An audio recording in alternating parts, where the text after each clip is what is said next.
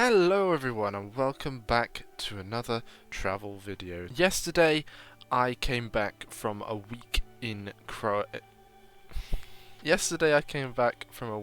Slovenia. It is now cemented in my mind as one of the hidden gems of Europe, so I'm gonna just take you through everything I did and give you some tips maybe if you wanted to travel here yourselves. I'm pretty sure you can gather already that I absolutely recommend you to go here.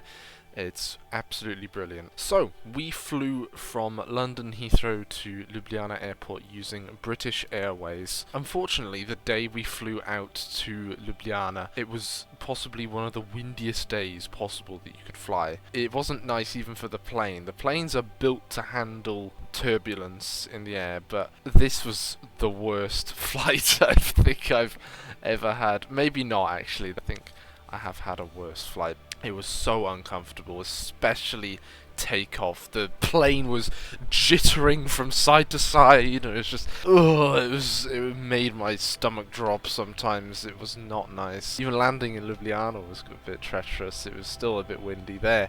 But nevertheless, we landed. We picked up our car. We used Enterprise for our car rental, and we drove off to our first destination. And that first destination was the very, very famous Lake Bled. Our place is called Apartments Gaia, I think, but it's this black building here, and it was a really nice place to stay actually. It was a really sunny day when we arrived, and it was like 24 degrees. We had landed in the early afternoon, so we spent most of the afternoon kind of chilling. But as you can see here, our apartment had a brilliant view over the lake and onto the castle, Bled Castle. Later on, we walked down to the front of the lake down here, and we got some spectacular views with the sun shining off the lake. And this island out here, it looked a little bit far, but it was still a fantastic view nonetheless. We actually found out that we could walk up to this castle. There were stairs that led up to the castle. At first I was thinking, this is going to be quite steep and it's going to be really tough to get up. It turns out we actually overestimated the walk. It was actually not bad for any of us. We didn't really go in, we just came up for the views really. It was worth it, definitely. The castle is certainly very grand. Nevertheless, we made our way back down to the front of the lake again, and we had something to eat. We had a meal at this place here, the Spitza Restauracja and Bar Bled. It was a really nice place. I had a burger, but the main highlight was the dessert. It was a traditional Bled cake. Probably an image on your screen now. Basically, it's layer of phyllo pastry on top, layer of phyllo pastry on the bottom, and entirely in between is normal white cream and vanilla cream. It was stunning. One of the best desserts I've ever had. Anyways, after that we made our way back to the apartment, and we had some really nice nighttime views of the castle from where we were staying. The next day we decided to take a trip to Lake Bohinj. Lake Bohinj was definitely a must-go place for me. Now, when we went, it was actually dead quiet. In the town, there were a few people looking out, but what I absolutely recommend to you all if you go here is you go and take this parking area. When we went here, there was not a single other person there. It was so peaceful. I have a little video of me walking down to the lake from the parking area.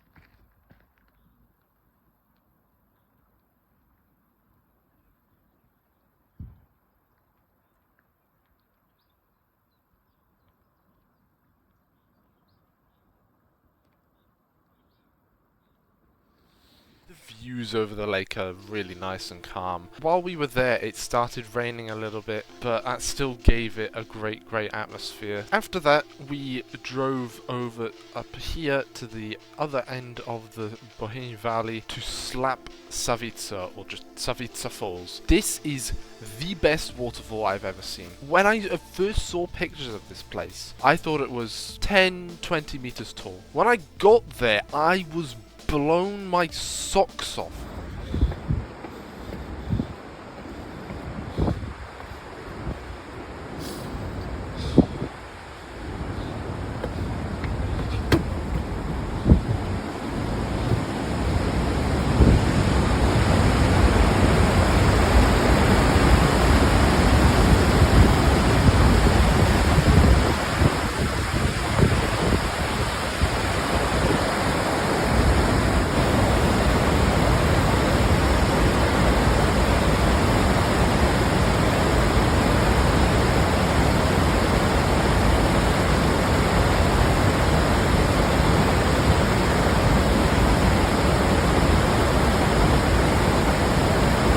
It's 78 meters tall.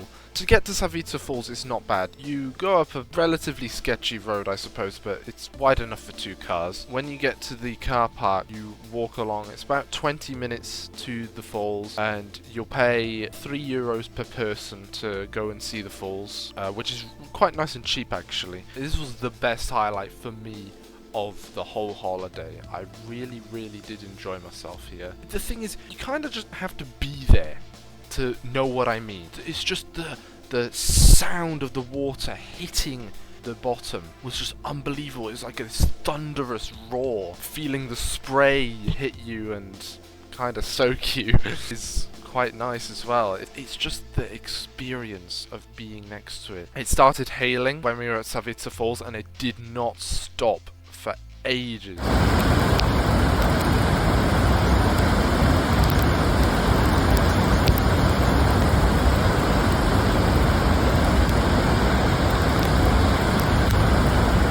Then was thunder and lightning as we drove past Lake Bohinj. When we arrived back in Bled, it almost turned into it almost turned into sleet, and it was all of a sudden very cold. We saw from our place that there was a lot of mist on the lake, and so we decided to walk down to it. My mum and dad wore some ponchos because it was going to get us wet. I didn't wear one because I was confident in my trusty coat. It did get soaked, but we walked along the lake to get a good view of the island, and it was shrouded in mist in the most mystical way possible. It was unbelievable.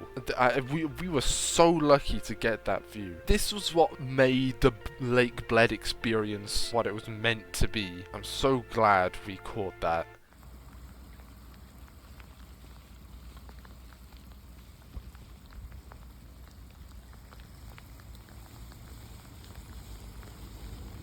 Later on, we had a meal, I think it was called Central. It was really good. I had like a chicken and pasta dish, really damn good. Of course, we had some more Bled cake, but then we looked outside, it started snowing, like properly snowing. The snow was sticking. It was sticking, not to the roads, but it was sticking to like everything else, and it went on for ages.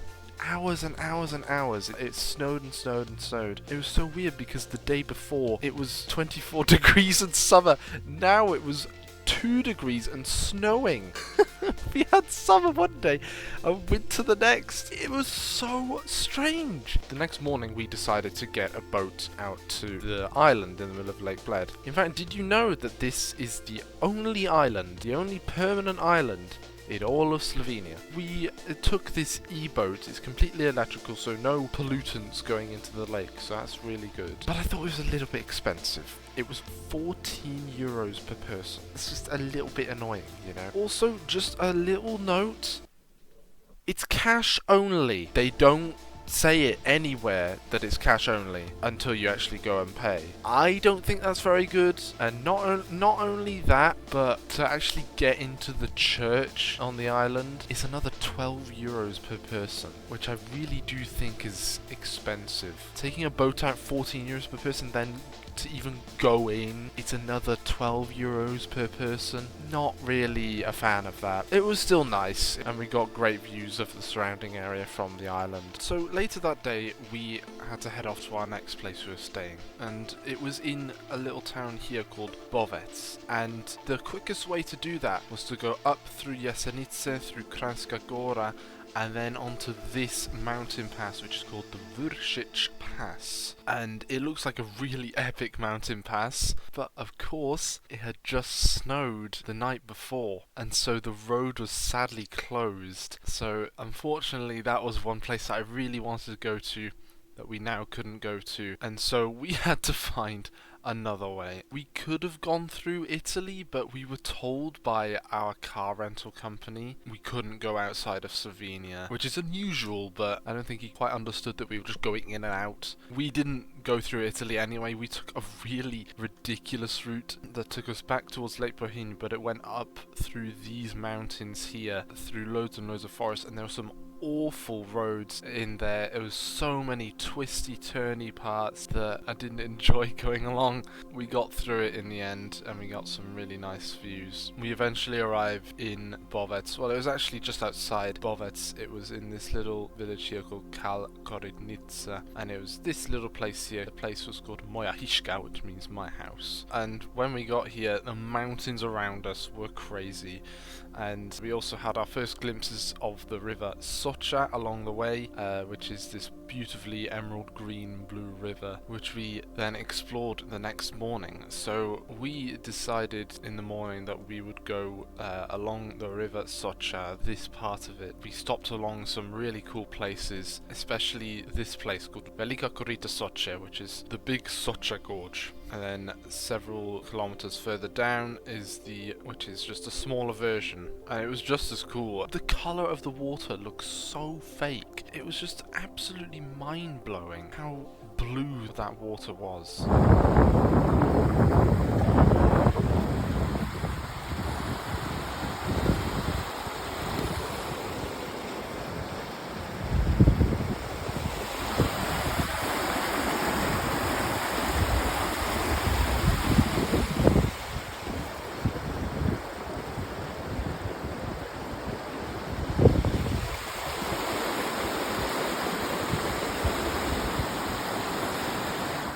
I thoroughly recommend you guys to check this out. This is just a must if you ever go to Slovenia, to at least see the River Soča and how blue it is. Then we had a bit of lunch in Bovec, and then we headed over to see some waterfalls, the first of which was Slap Virje. You park on this very sloped parking area, and you walk down a bendy path to the waterfall. And it's a really nice looking waterfall. It wasn't like other waterfalls we had seen. It was sort of like a nice shape, and it wasn't massive, but it was really nice to look at, and there was this really beautifully green pool just to the bottom of it, and it just made you want to jump in.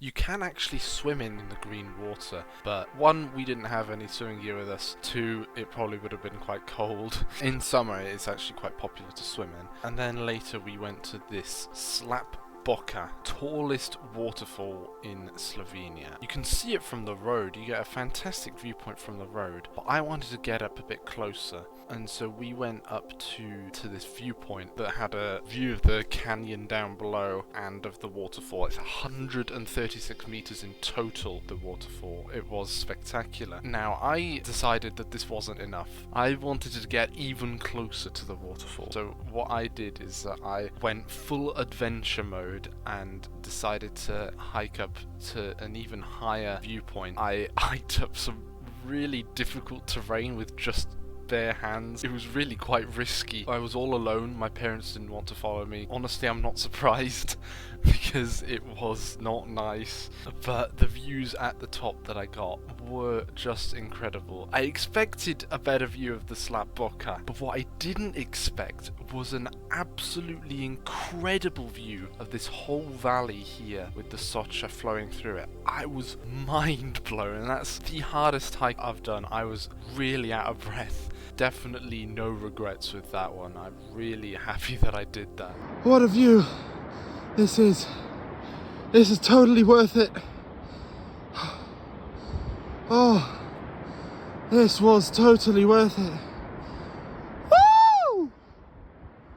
I did see that the path went on from where I stopped at, but I really didn't want to go any further. I just thought, nope, I'm not risking anymore. This is high enough. Don't want to fall to my death.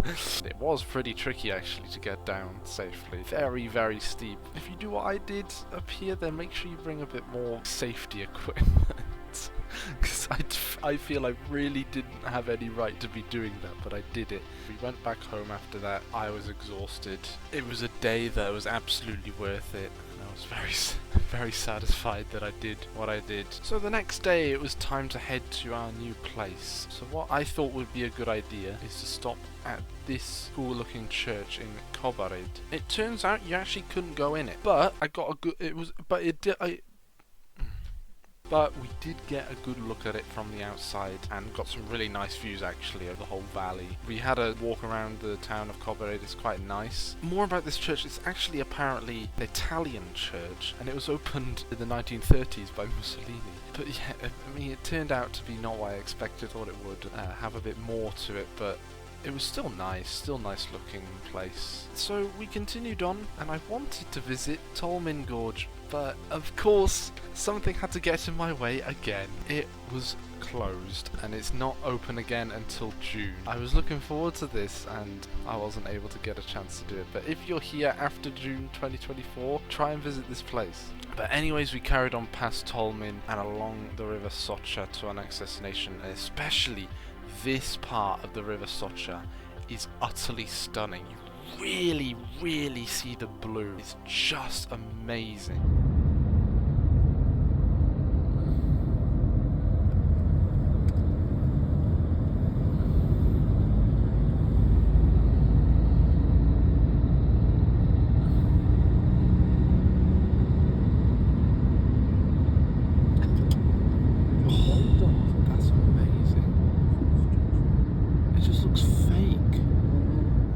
Postojna, where we next stayed, and we had to be a bit quick. We had booked Postojna Cave for 3 p.m. I'm not sure when we arrived. I think it was about 2 we arrived at our place, and what we didn't realise that it said on our ticket that we needed to be there half an hour before the scheduled time. But nevertheless, we got there on time just about, and we got to explore Postojna Cave. This is just an unbelievable place. Despite a quite hefty fee of 29 euros per person, this place was beyond stunning.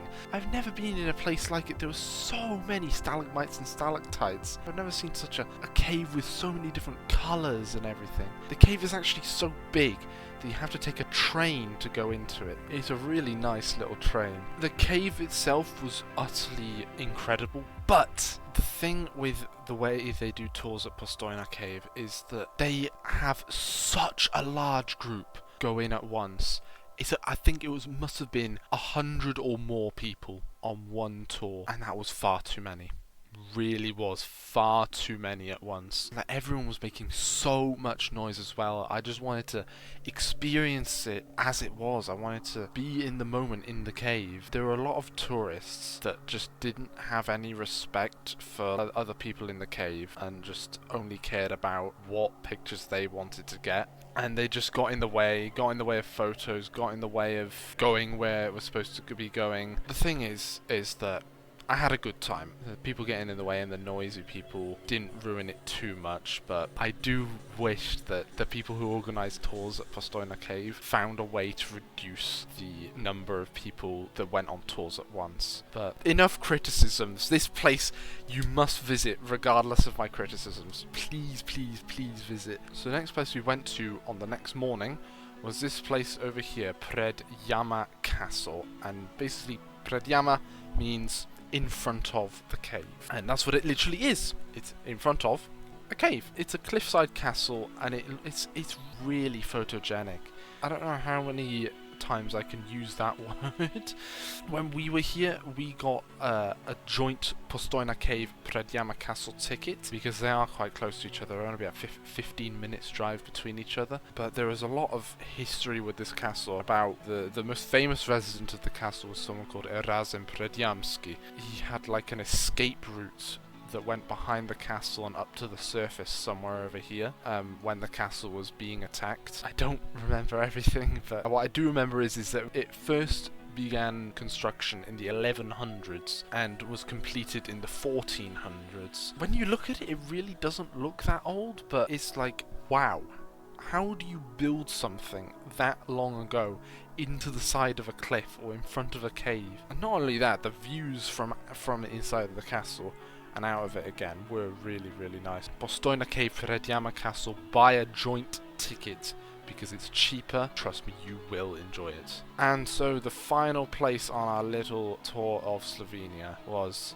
the capital city, Ljubljana. Ljubljana is a very wee city. It's one of Europe's smallest capitals with only 300,000 people, which is about the same, if not I think a bit less than Cardiff. It's a lovely little charming city. We had a huge apartment, the biggest I've ever seen. I just could not believe it. We stayed here. Yes, it was here. And I don't remember what the name of the place is. Just the size of our apartment was unbelievable. There was a full-on like conference room. On the first evening when we were in Ljubljana, we went to the cathedral. It was nothing special really for a cathedral, but it was still nice indoors. I really enjoyed just strolling through the city. It really is quite a pleasant place to just walk around. And so the next day we went to Ljubljana Castle, and this place is supposedly about 2,000 years old from the Roman times. I don't think it lived up to it. We took a funicular from here up to the castle. I have to say that by far the best thing about it were the views that you got of the whole area. And apparently on a fully clear day you can see about a third of the whole country of Slovenia from the top viewpoint. So that was here on this tower. You had a virtual castle tour. You had 3D glasses on. It was actually 4D because they had like shaking seats and spray from above. That was pretty cool. I enjoyed that, but really, the rest of the castle was a bit disappointing. I was expecting something a lot more than what I got. It's not really a castle anymore. It's undergone a bit too much renovation for my liking. Wasn't massively impressed with that, but the views were great. Later on, we decided to go to this Tivoli Park, and it's a lovely little park. Nothing absolutely stunning or whatever, but yeah, it's just a nice place to walk. We saw this Orthodox church, and we went in. It was really, really nice. Very, very ornate. And so that was the final full day, and so we set off back to the airport, but before we went fully back to the airport, we stopped at an arboretum, Volčji Arboretum. It was a really nice walk, and it was a nice stop before heading back to the airport and then heading home. The flight home was much, much smoother than the flight out. I had a great time. Slovenia is an absolute must. I don't know why this place isn't more popular. It really is underrated. If you want an Alpine country that's affordable, Slovenia is your bet. What a trip. What a trip.